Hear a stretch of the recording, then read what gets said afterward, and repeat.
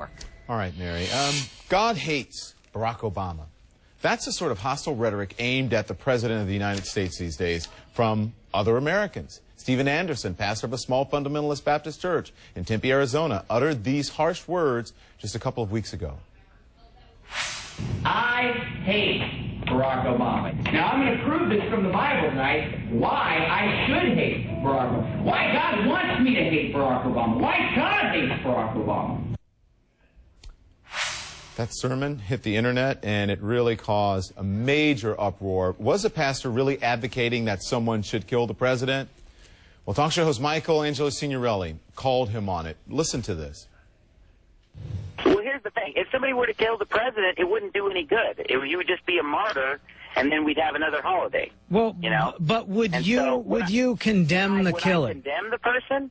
No, I would not judge that person or condemn that person. You wouldn't judge that person. Well, you wouldn't judge that person as a murderer? They would not be a murderer. I'm not saying that they should do it. They'd be a vigilante. They'd be the law.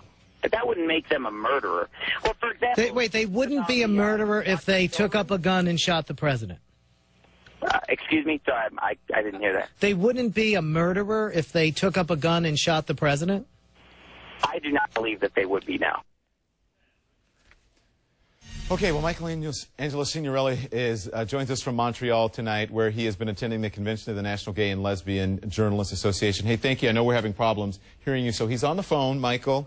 Complete transparency. Okay, so why even interview this guy and give him a platform?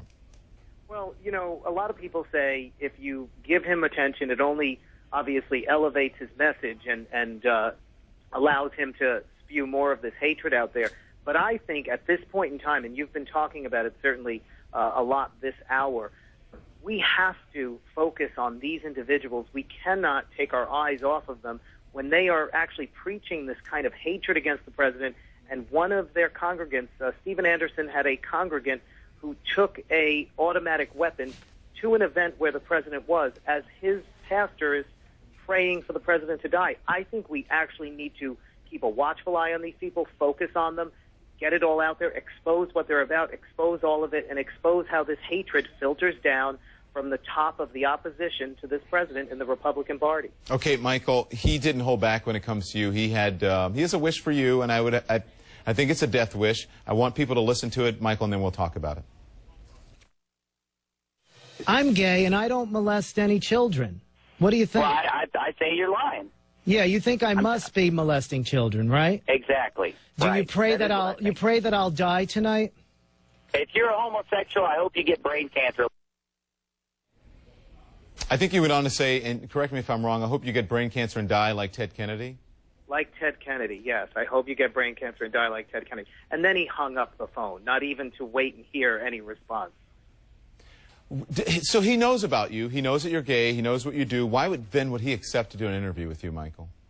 You know, I think this man really just jumped into all of this thinking that, wow, I'm getting attention. People are going to focus on me. He had certainly gotten the attention of some media organizations. And I think he just thought, you know, this will bring me some more attention. I think, though, when I finally said to him that I was gay, it just kind of, you know, from the bottom of all of his hatred of gay people, he just had to lash out and attack me like that. And he probably felt cornered in a way because I was exposing a lot of his hypocrisy and a lot of his ugly agenda. Michael, you've been doing this for a long time. You've been on the radio. You've been writing. You're an author. You're an activist. What do you think's going on here?